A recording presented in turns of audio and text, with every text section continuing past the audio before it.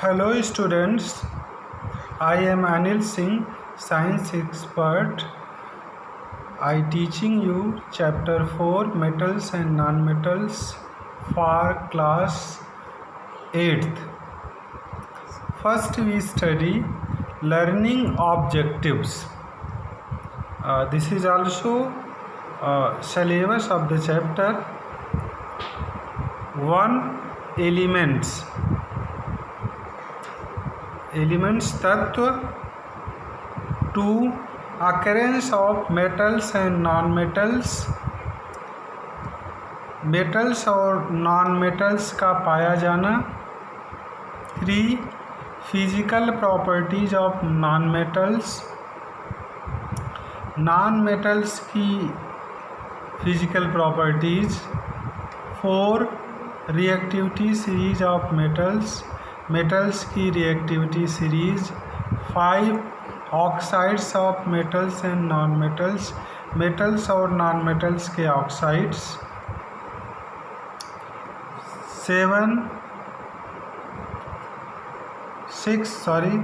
6 metals and non-metals, metal और non-metal, 7 physical properties of metals, metals की physical properties, 8 chemical properties of metals, metals की chemical properties, 9 chemical properties of non-metals, non-metals की chemical properties, 10 uses of some common metals and non-metals, कुछ common metals और non-metals का use. The progress of man, advent of industrialization and beginning of civilization is directly related to the discovery of various elements, metals and non-metals. व्यक्ति का cultural विकास और industry का विकास directly related है metals और non metals के विकास से, खोज से.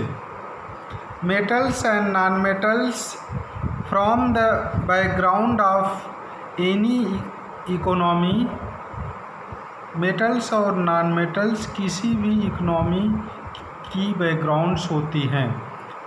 Even in the history of discovery of bronze marked the beginning of Bronze Age, which was followed by Iron Age.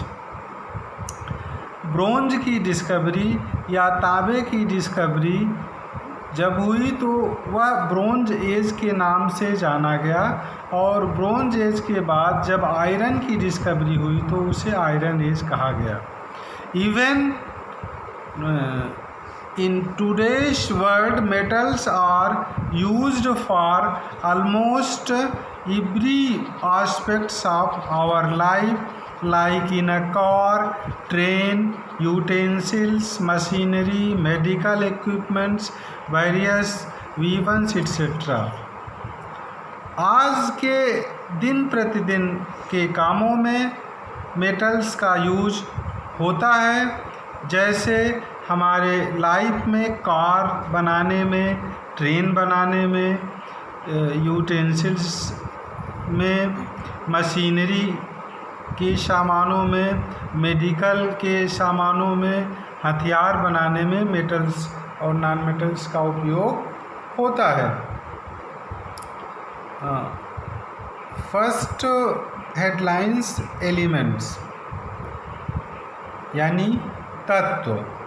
ये pure substance that consist of only one kind of atom is called elements. ऐसे शुद्ध पदार्थ जिसमें केवल एक प्रकार के atom पाए जाते हैं उसे एलिमेंट कहते हैं. The smallest unit of an element is atom. Element की सबसे छोटी यूनिट एटम होती है.